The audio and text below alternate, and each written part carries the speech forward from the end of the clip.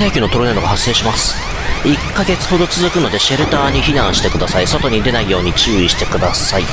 だって。そうしたらね。準備満タン？いや、まだまだあります。まだ？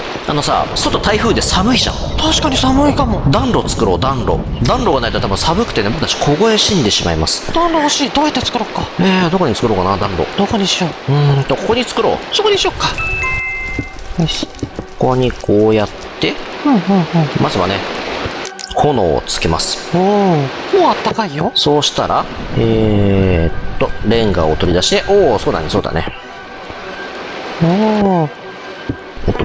こうだね。こうか。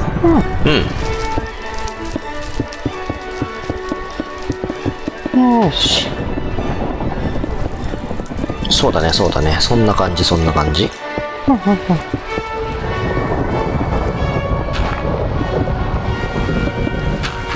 こんな感じかな。